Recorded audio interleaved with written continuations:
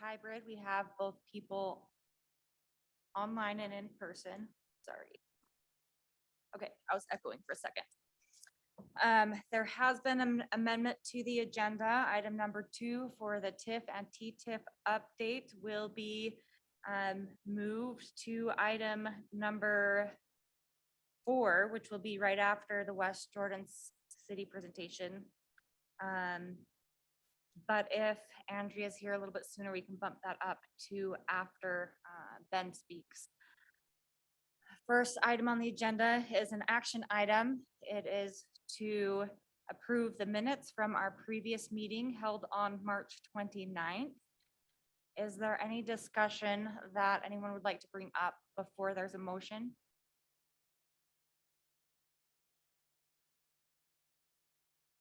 Okay, I am seeing none.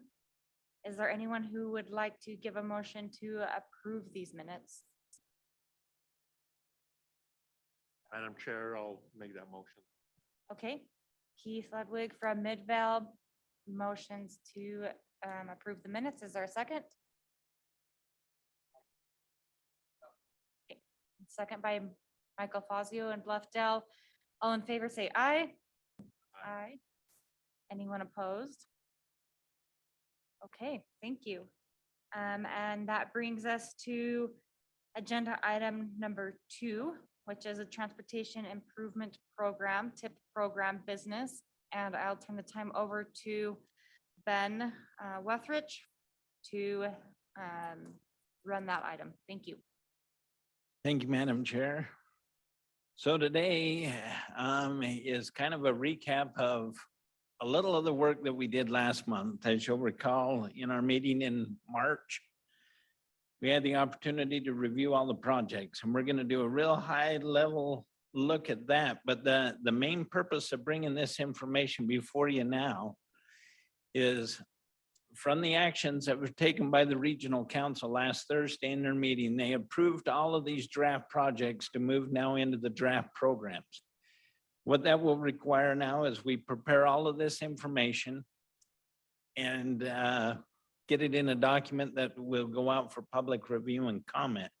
So your recommendations or your information on this item is to carry that information to TransCom, or TransCom will meet in June to receive that information to go forward with public review and comment period. So as you're well aware of our process here, we're now at the tail end of May, the very tail end today, actually.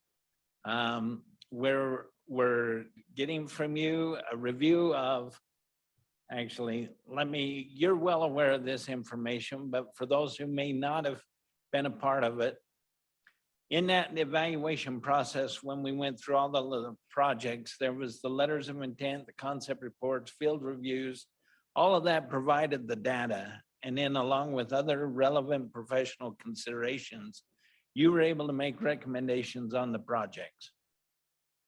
Those projects then were presented to TransCom, and TransCom made that recommendation to the regional council. Now, TransCom met in April, the regional council met last Thursday, and the regional council approved.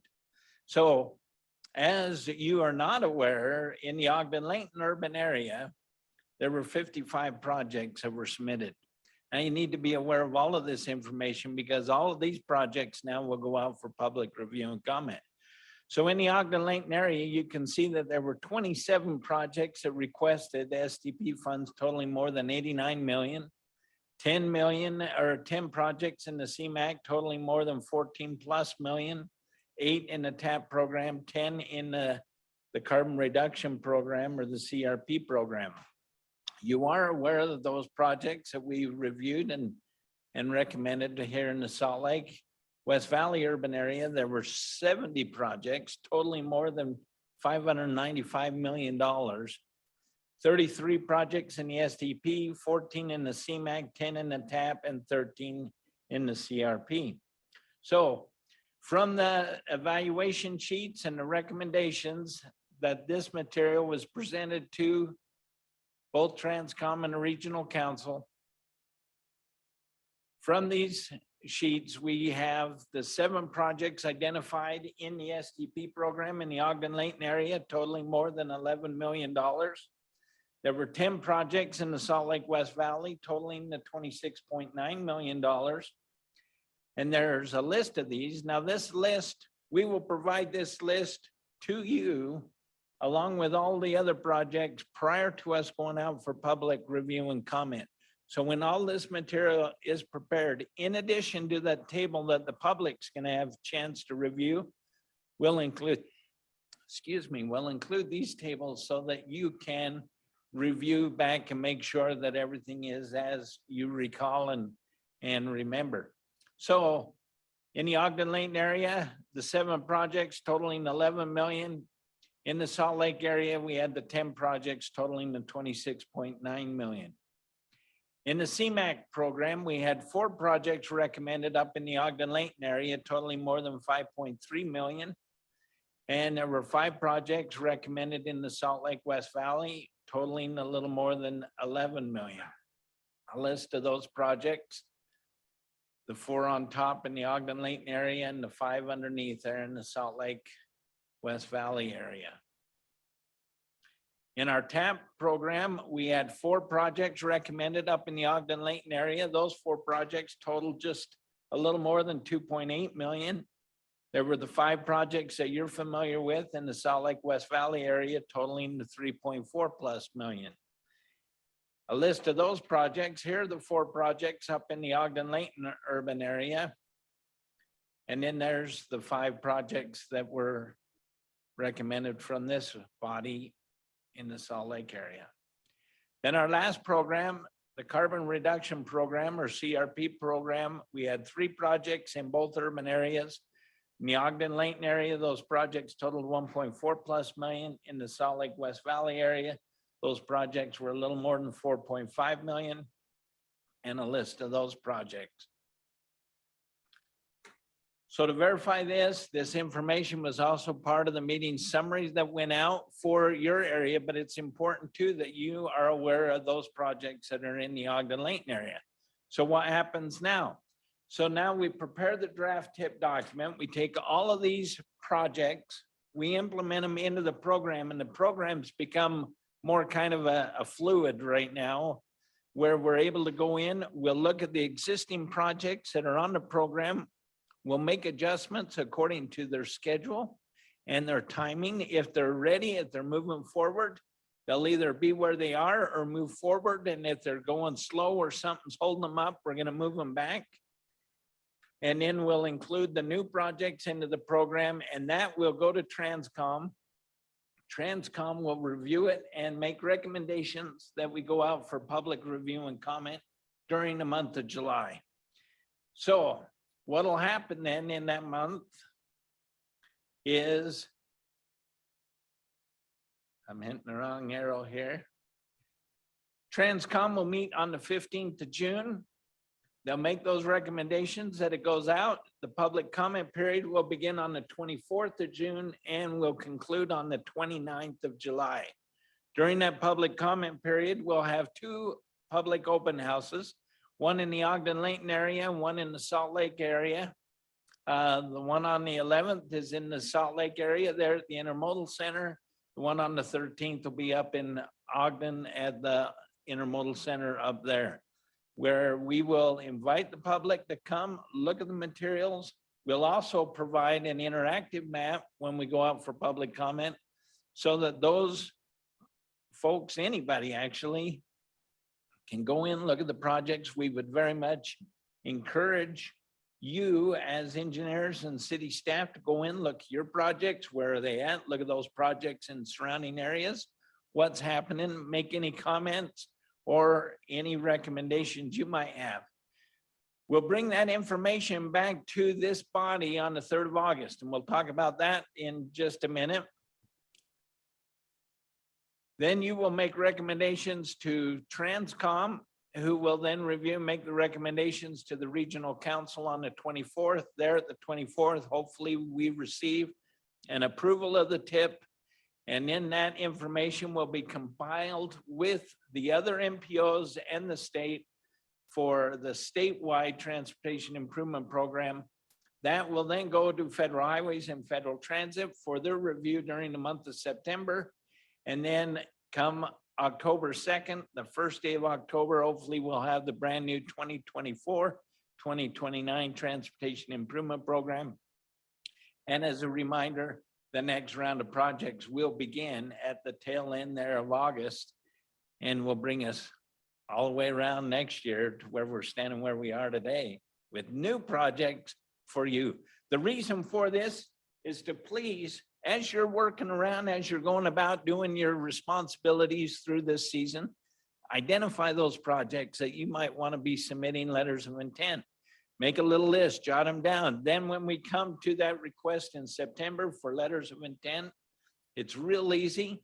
Remember, it's the name of the project, a sentence or two of what the project is going to accomplish, an estimated dollar value, and you send it to us. It doesn't need to identify exactly what funding you want to go after.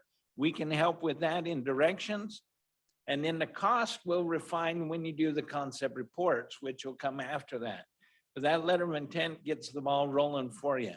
So that's kind of the process where we are. That's the 2 bullet items there for information. Any questions? Madam Chair, that's all. Ben, you always do such a great job. Is Andrea Olson here? Is she online?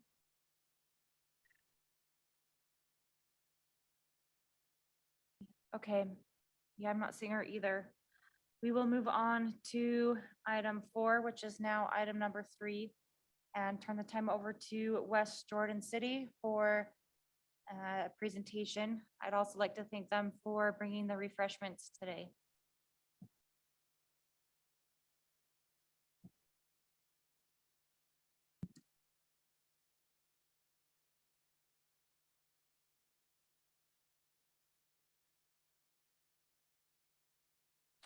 All right, good afternoon, everybody. My name is Nate Nelson. I'm the West Jordan City Engineer. I'm here today with a couple of my staff members and fellow engineers. One thing I'd like to do is just, we've got a lot of things going on in West Jordan. But one thing I want to talk about is just kind of from a high level, some of the things we're doing to accomplish some transportation projects, mainly in the east-west direction. So the slide that I brought shows 5 projects that we're currently working on. And they're actually moving pretty fast. And we see these projects going on in the very ongoing right now and in the very near future. The first project, the one on top, is the 7800 South widening project. And that's a widening project from about 5600 West to 6700 West. The next one on the middle row to the right, that's a overpass of the Mountain View corridor. We're bringing extending 8600 South up and over Mountain View corridor. And then as you go further out west, we're extending a new section of road from about 6400 West out to Bacchus Highway or State Route 111. And then in the bottom right is a real tricky area for us. It's where 90th South and turns to the southwest and becomes New Bingham Highway. The goal here is to make 90th South. We're kind of trying to reestablish a grid pattern in West Jordan. For years, that's been difficult because we've got 2 major roads that go diagonally right through the city. One's Old Bingham Highway and one's New Bingham Highway. So where New Bingham Highway branches off from 90th South, we're going to extend 90th South. And that is an intersection project that brings 3 5-lane roads all together at a very high skew. And we've looked at several options there, including a large roundabout and some realignment.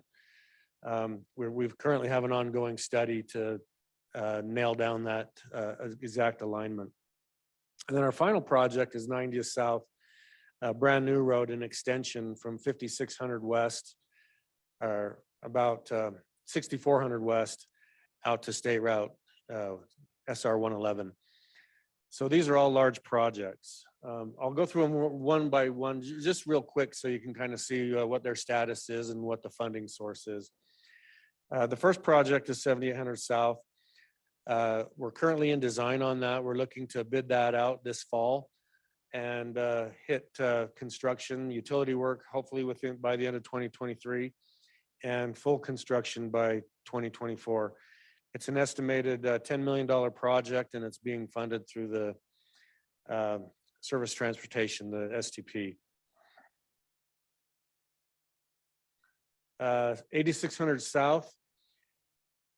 The extension project is, we're currently undergoing land acquisition and working with some private developers to accomplish that.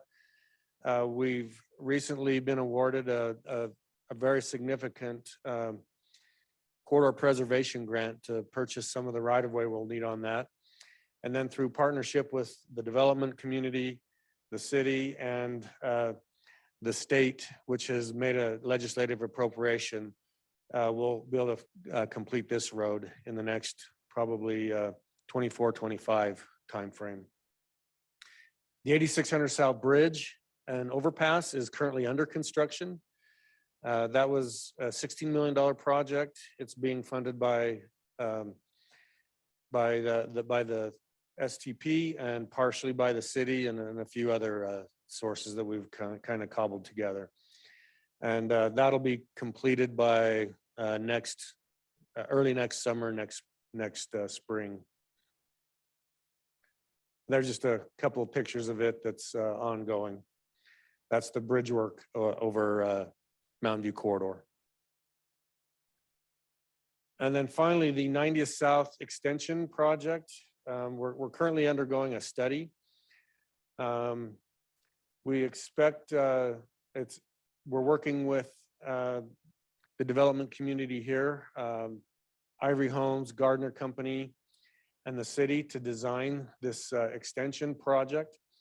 And we expect that to start construction towards the end of this year and throughout 2024. So that one's moving pretty fast. That's a partnership with development. And also we have a $10 million legislative appropriation from the state. And then finally, the 90th South Realignment Project. That's on the, I think it's on the about the 26, 27 stip. And we're hoping to maybe move that one up a little bit sooner once we get some pre-design and some of the early work done on that. But that's kind of an overview of 5 large projects that we have going. They're all large projects. I probably shouldn't say it, but it helps when you've got good friends. So two of these projects, we're actually, you might have heard me mention, but we're state legislative appropriations. And I got to admit, the city didn't have anything to do with it. We didn't even ask for the money from the state. Our development community went after that with using their connections. So I say that facetiously about good friends, but we are partners with our developers and with others. And so through that avenue, we've been able to fund some significant projects. So if there's any questions, I'll take those. All right, thank you. Thank you, Nate. I appreciate your time and presentation. I'm still not seeing Andrea, so we will move on to item number 4 on the agenda, which is the old number 5. We have UTA here, Eric Callison, to present their 5-year service plan to us. Go ahead, Eric. All right. I'm going to talk and share my screen. So if you can't see me or hear me, let me know. All right. Do you see the picture of the bus driver's shoulder? Yes, we do. All right, perfect. So I've been asked to give a brief overview. I will not be going into a whole lot of individual detail on this presentation, but you can find the UTA 5-year service plan here at this URL here, rideuta.com/FYSP. If you have any questions that come to you as you're perusing it or that are maybe too long for us to discuss in a meeting today, please feel free to reach out to me or somebody on the UTA planning team. We can certainly talk about where we're headed or answer any individual questions. Just to give you kind of an overview of where this comes from, I know I'm stretching PowerPoint's graphics capabilities here, but we do get a lot of feedback from a lot of sources at UTA, from the public, from service providers, developers, from cities, from other government entities. We have our own UTA operating data that we monitor on our current services. We have growth projections, we have demographic predictions from WFRC and from other sources. And this translates into a long list of transit needs. We know that there's a lot of transit need that's not currently being met. There's a lot of more entrepreneurial projects that could be done to increase the transit utilization and improve the transit service in a variety of areas. So we have kind of this long list of here's all the things that we'd like to do. And then we put them through several gates. We do public outreach. We run it up against our budget projections, our staffing projections, which has been one of our biggest constraints since COVID, as well as capital and infrastructure needs. And once it's kind of gone through all those gates, we say, all right, this is the 5-year service plan.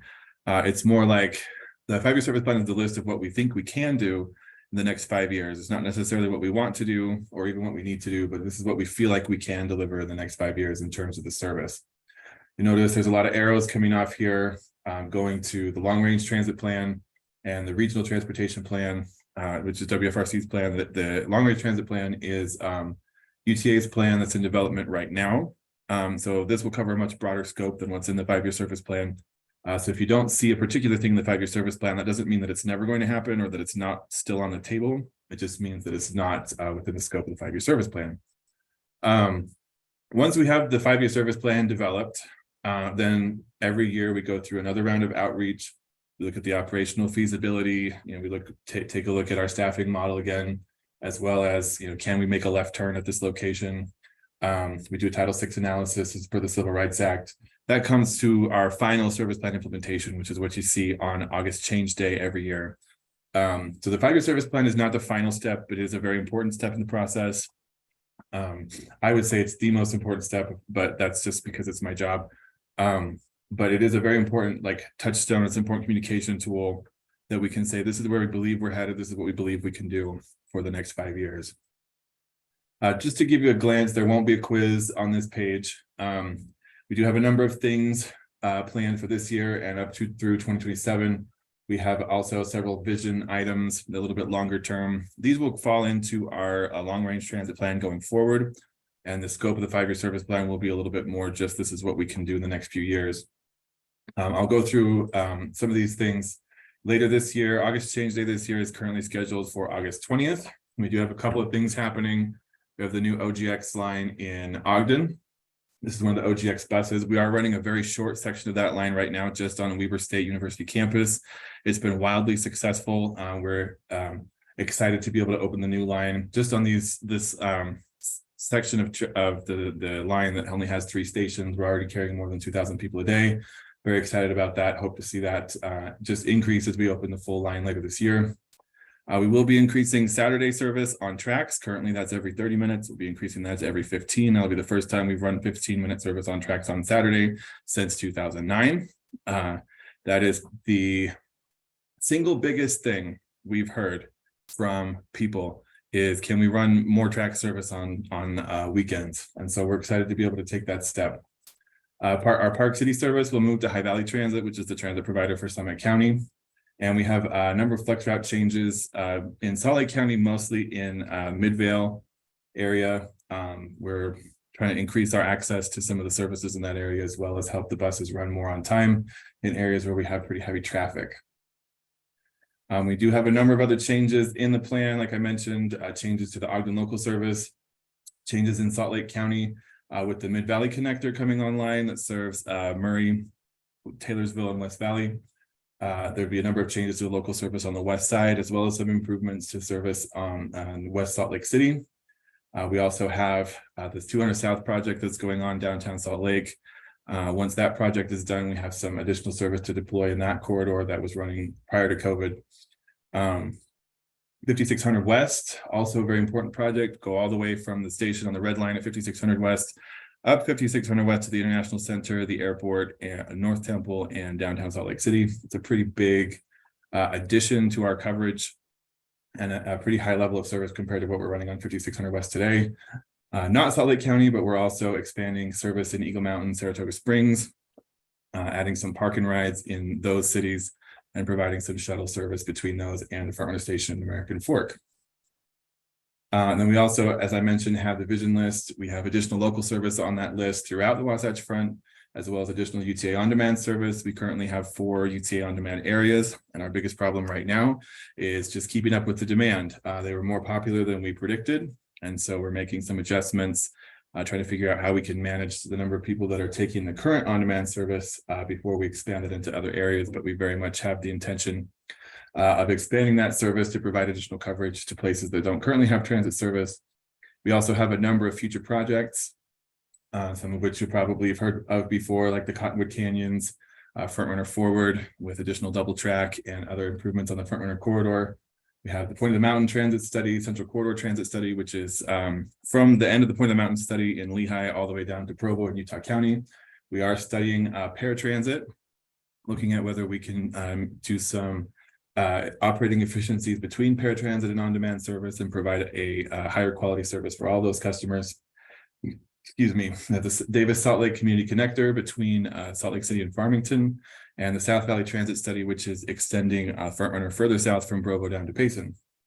As I mentioned, a lot of these things we kind of mentioned in the 5-year service plan, but this will be more in the territory of the UTA Long Range Transit Plan, which we're currently working on. Later this year, there will be some pretty important engagement opportunities with local cities and stakeholders. So I'd encourage you to pay close attention to our social media or to our website, or I don't know, just bug the planning department every couple of weeks with an email or something. I don't know. But whatever you can do to stay connected, we feel it's very important for you to provide your input on the UTA Long Range Transit Plan, since that will also become a guiding document that reaches even further than the 5-year service plan does. That was your whirlwind tour to the 5-year service plan, recognizing that I didn't cover everything. I would invite you to check out rideuta.com/FYSP, where you can read it at your convenience. And then if there's any questions that I can take right now, or do feel free to reach out to me or to anyone on the UTA planning team for more information in the future. Does anyone have any questions for Eric? Can I ask a couple? Brittany, Yeah. or Madam Chair? Hey, Eric, quick question on the Front Runner Forward. I know it's not part of your 5-year. What all does that entail? So it's a pretty broad reaching effort in some. Not everything might not all happen at the same time, but that does include significant additional double tracking on the Front Runner line. It includes electrification. It includes more frequent service. Currently, we run 30-minute service during rush hour, 60-minute service on middle of the day, evening, Saturdays. So we would want to move to potentially some 15-minute service on that corridor. Sunday service, we don't currently run Front Runner on Sundays. So there's quite a bit of potential improvements involved in that project. Again, it might not be like this all happens on one day, but there's a number of initiatives that we're working towards. We did receive some money from the legislature in this most recent session for an additional station in the Point of the Mountain area, as well as a significant amount of double track. And that's one of the areas that's most constrained on our Front Runner alignment in terms of the double track. So we're very excited about that. Hope to be able to see, either more bits and pieces like that, or, bigger initiatives coming in the future. So I don't know exactly when all those things are happening, but it's a pretty broad scope of things that we're looking at for Front Runner. Thank you. Can I ask a couple of more? Of course. Looking to Madam Chair, if that's all right there. So this past legislative session, you also received some funding, or I'm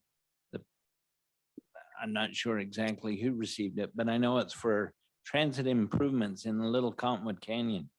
Is that included in the 5-year plan, and or when are you starting those projects? That's a great question. That is not currently in the 5-year plan, but we are working very closely with UDOT. We have hired a consultant to look at a couple of different operating scenarios for that. The level of ski service or level of bus service, I guess, that it would take to provide that service in the canyons, according to the EIS, and if we do it in Little Cottonwood Canyon, we'd also have to do it in Big Cottonwood Canyon. We'd basically have to build an entire new garage and basically have, hire, I think it was 240 something new drivers, which is not impossible, but we're looking at, what is the right way to phase that. If the gondola comes online at different times in the service implementation process, what does that mean? As well as, would it be appropriate for UTA to provide all of that service, or does it make more sense to either create another transit district to provide service in the canyons, or to look at what the options are in the private sector from transportation providers to provide that service? So we're right in the middle of that process right now. We're working with Fair and Peers with UDOT on that, and we're in the really nitty-gritty stage on that. So UDOT has asked us to kind of come up with what are the operating scenarios for that, because we did get money for some additional facilities near the mouth of the canyon. UDOT is interested in pursuing, if we need to put a light maintenance facility there, or a full-fledged bus garage there, put a transit center in that location, what improvements we can make to the local service. Again, that's kind of a big broad effort right now, but we are right in the middle of that. Hopefully by the end of this year, we can have some more concrete recommendations. We've also been working with the BCC map and in conversations with the resorts, with the municipalities in the canyons, to talk about what we're going to do in the short term versus, if we're talking about like a 2032 gondola implementation, what does that mean for the bus service? I'm not really answering your question, but I guess the answer is we're looking at it, and we're considering a number of different operating scenarios to get there right now. I think you did good. I'm just recognizing with the regional transportation plan being approved last Thursday, there's a big focus on phase 1 and phase 2. So yes. Thank you. One other question then on your electric buses. Is there a priority where the electric buses, or do you have a plan on as to where those electric buses will function throughout the Salt Lake urban area? Yes. So we did just deploy, I think it was 20 new electric buses this year. So you should be seeing a number of electric buses out on the system. If you didn't know, a little trivia, the first 2 numbers of the bus's serial number are the year of the bus. So anything that starts with 23 right now, the 2023 buses are electric buses. Now that I've told you that, you'll never be able to unsee it. Every time you see a UTA bus, you'll be like, that one's from 2017. So if you look, you see the buses that start with the number 23, those are the new electric buses that we've just deployed. We are in the process of building out some infrastructure to be able to charge those at different places in the system. So right now, those buses are on a few routes, mainly routes 2, 209, 220, and 509, because we have charging at Salt Lake Central, and we have the Depot District Service Center that just opened in downtown Salt Lake. We plan on putting charging at other locations at different places in the valley, but right now we're kind of focused on routes that go to and from Salt Lake Central, because that's where we're able to charge them right now. We're working with Park City and High Valley Transit on putting some charging at the park and ride at 39th and Wasatch, so that the Park City service can be run with electric buses. We also hope to have charging infrastructure at Central Point Station on 21st South, at the U of U, at Murray Central Station, and at West Valley Central Station for the Mid-Valley Connector. That's also potentially an electric line. And we will be running OGX with electric buses as well in Ogden.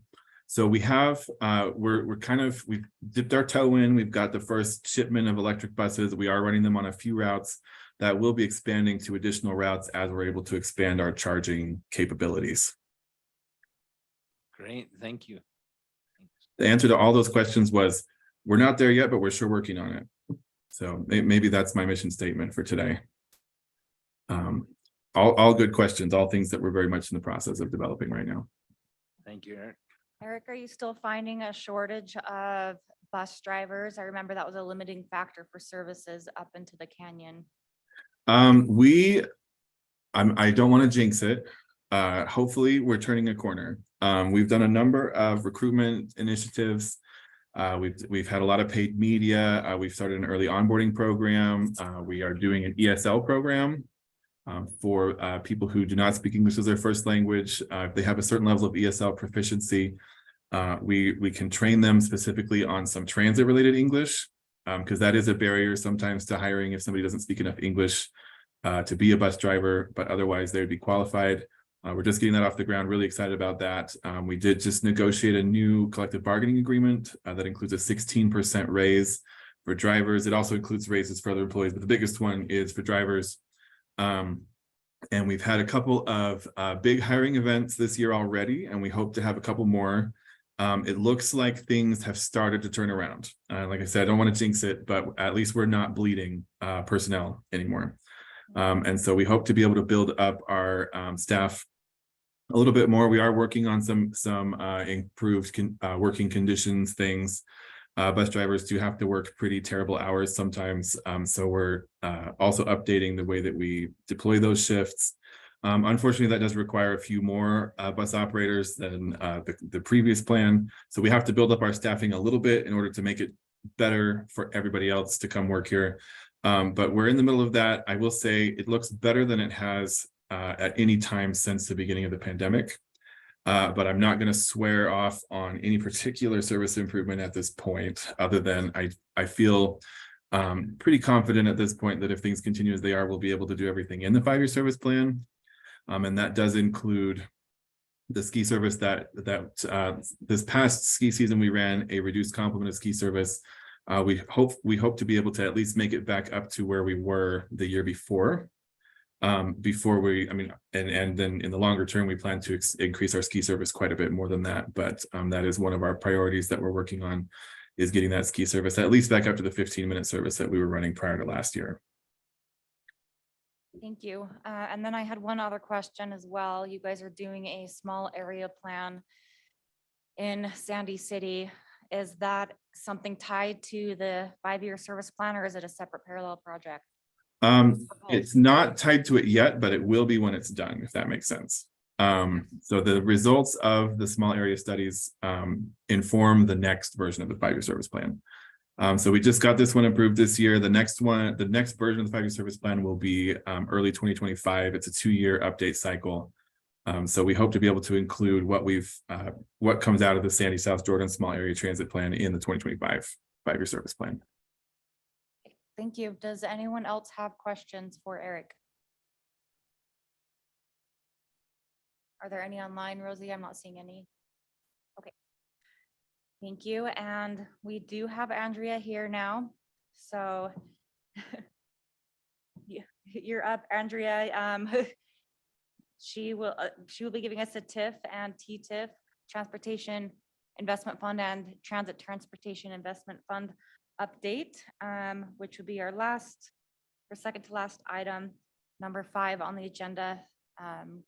This is Andrea Olson. Go ahead. Thank you. Thank you. I'm assuming this is where you want me. Yes. Thank you. I'm the planning director at UDOT, and just wanted to take a couple minutes to give you all an update on where we are with the TIF and TTIF project prioritization process. And it's a mouthful. I feel like everything I'm going to say here in the next few minutes is a mouthful, so I apologize for that. But just a quick reminder, TIF is the Transportation Investment Fund. TTIF is the Transportation Investment Fund. They are the big capacity funding sources of money for, like when we build Mountain View Corridor, we typically use TIF funds. When we're contributing to transit projects, it's capacity transit projects out of TTIF. So the kinds of projects that can be funded out of TIF and TTIF. So in TIF, we can fund highway capacity projects and then new active transportation projects or active transportation projects that add capacity. And then under TTIF, we can fund transit projects or first last mile projects. So any kind of bike or ped project that connects to a transit station or transit stop is eligible for first last mile funds. As a note of differentiation, this is not the Utah Trail Network. You may have heard one really exciting thing that came out of the 2023 legislative session was funding and staff for a trail network that UDOT will build and maintain. We're calling it the Utah Trail Network right now. And the funding that goes along with that is called the Active Transportation Investment Fund, so ATIF. And that's, so somebody that works with the legislature, Andrew, I'm looking at you. Let's work on the names of these things because, you know, there's multiple TIFs. Yeah, we haven't even scratched the surface. But anyway, so I'm not talking about ATIF or the Utah Trail Network or the funding that goes along with that. This is a largely nomination-based process. So what we do is for the 3 project categories other than highway, so transit, active transportation, first, last mile, we largely base our funding recommendations to our Transportation Commission based on nominations that we get from local governments, from transit districts. They're all eligible to nominate projects. And we take nominations from local governments, and primarily because there's a match for each of those 3 project categories, there's a match requirement. And in the nomination, the nominating entity needs to demonstrate how they will provide that match. On active transportation projects, that's a 40% match. On the transit and the first last mile projects, that's a 30% match. The legislature did lower that this past year from 40% to 30%, which is great. You can also nominate a highway project, but highway operates a little bit differently. Highway, we automatically, if there's a project in your city that's on a state route that shows up in the first phase of WFRC's RTP, brand spanking new RTP as of last week, if it's in phase 1 of that, we automatically prioritize it. It automatically goes on our list, and we, run it through a spreadsheet model we have, and comes out as a ranked list. But if you have a project that's not on that list that you think should be considered by the commission, you can nominate a highway project as well. Another way that the highway process differs a little bit is that the commission can decide whether they want to include that project on the list to be prioritized or not. They get to make that decision. For the other 3, again, transit, first last mile, and active transportation, as long as the project is eligible, we prioritize it. So there's lots of opportunity there. We expect the window. So I sent out an email a couple weeks ago, and I think WFRC helped distribute that email, that we were hoping to open that nomination window by the end of May.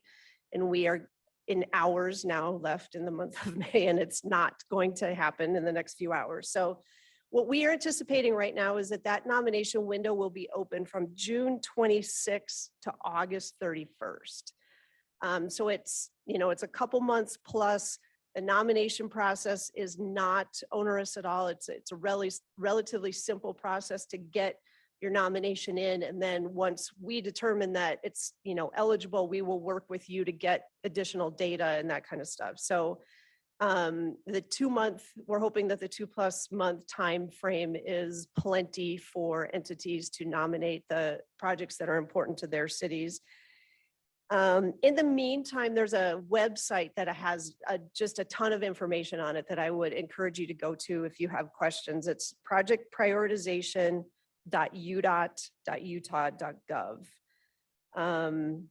The nominating window we have posted there. If that changes for any reason, we will do our best to get the word out, but that's what we're anticipating right now is June 26th to August 31st.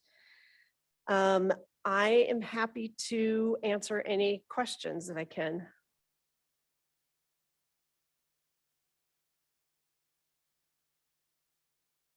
online. Does anyone have questions for Andrea? I'm not seeing any. Go ahead, Ben. Andrea, once a project's nominated and prioritized, how long does it take before funding would be available for the project? That's a great question. So we anticipate having a list of prioritized projects so 4 lists, one for each of those project types. I think we are anticipating having that in fall of 2023, so September, October, something like that. We will all have brand new plans. We will have a list of, nominated projects. We'll have a new prioritization model. So I think that's the timeline that we're working on right now, is to have a list for each of those project types in the fall. And these would be most likely for funding in FY25, so July 1 of 2024. So, but that's not, none of that is set in stone at this point. I think, these lists have actually been useful as well during the legislative session. In the past, the legislature has said that they want to put some money to active transportation, and there were 2 years in a row that they put $35 and $45 million respectively to active transportation projects that directly came off of our prioritization list. So that's the kind of time frame that we operate under, but we also know it's valuable just to have lists of, first, last mile projects or active transportation projects, things like that. So that's kind of a very general high level time frame. But it's, you never know what's going to happen in those 45 days at the legislature.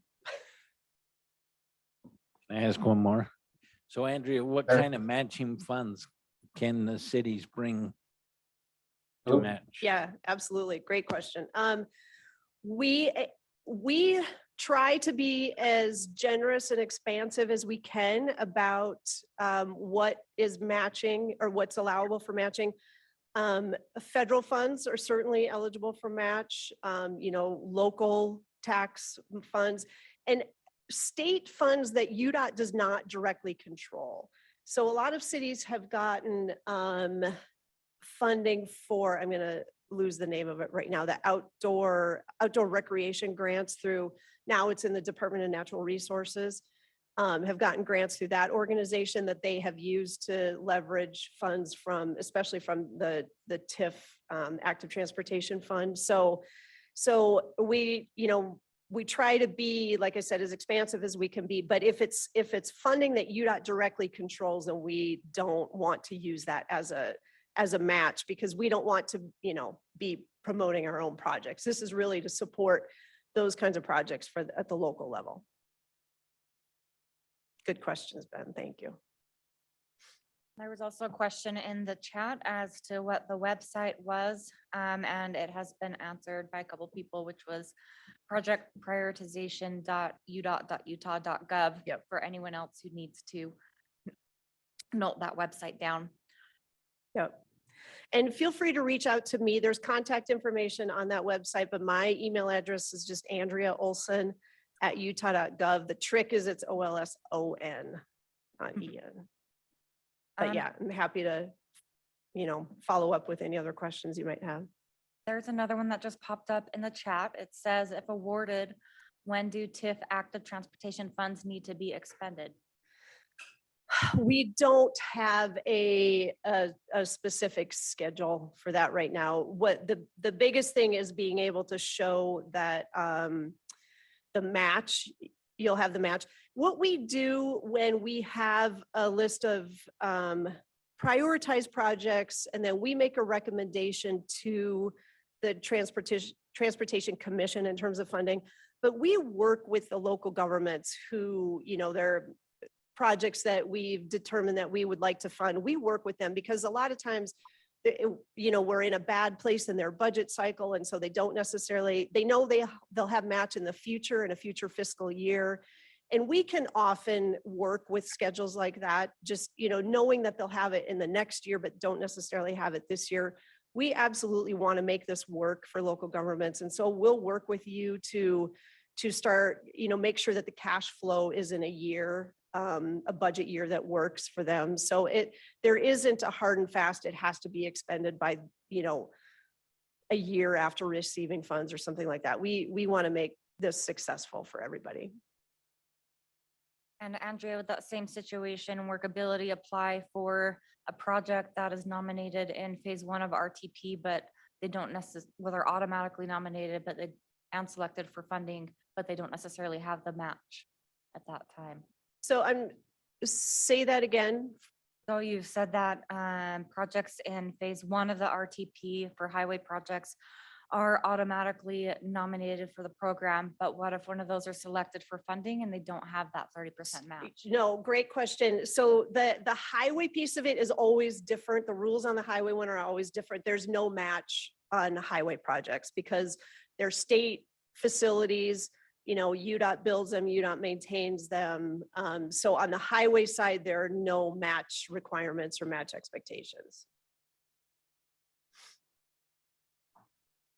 Okay, thank Yeah. you. Any other questions? Hey, Andrea, you're free to go now. Right. Thank you. That brings us to our last item on the agenda, number 6, other business. Before I get into those items, are there any other items of business that committee members would like to bring up? Okay, I am seeing none. Our next meeting will be in August 3rd on a Thursday. And there's one more item for Andrew. So go ahead, Andrew.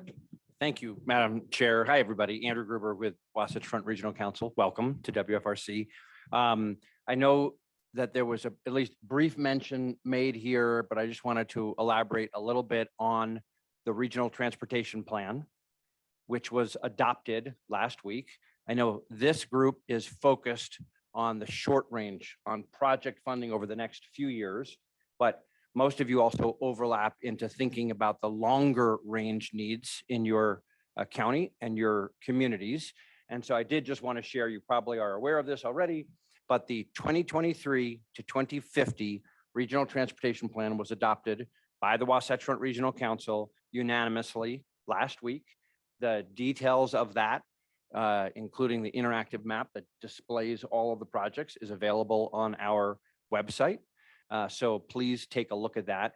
And I'm glad in that last item, Andrea and others were noting the relationship between the Regional Transportation Plan that looks long-term, the first phase of that, which then feeds into the project funding and much of the work that this technical advisory committee does, that Ben and Wayne, working with KIP, coordinate for our office and working with all of you. So just wanted to highlight that to you, that that's available for your review. It doesn't have everything that everybody wants because resources are not unlimited. They never are. But the planning process is a continual one. So keep working with us as we work over time to implement that plan and also have new considerations for planned projects and then funded projects as we go forward. Thanks. Thanks, Andrew. Kudos to you guys and everyone who worked on it. A lot of work went into that. Great job. There's an item on here that says bike count program survey. I'm unfamiliar with that. Is that something, Ben, that we had as another item for someone to talk about? Hugh's got a conflict this afternoon, was gonna ask someone to cover. We'll include that information. Kip, did you note enough on it from this morning's meeting? On the bike count program survey?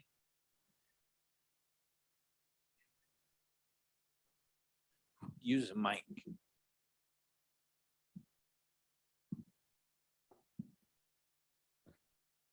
Hugh said they're seeking input on how to count active transportation activity, including how to organize the data, storing it and sharing it. So it's a new effort. Thank you. As I was saying earlier, next meeting Thursday, August 3rd. And as always, you're encouraged to attend in person. And West Valley will be giving the city presentation and the refreshments next time. Can I get confirmation from West Valley that you guys are good with that still? If they're here, Yep, we're planning on it. perfect. Thank you, Kobe. And you guys are in for a treat. We're gonna learn about some new data that UDOT has as well next week. So just a little teaser. And then that concludes our meeting for today. Thank you, everyone, for coming. Appreciate it.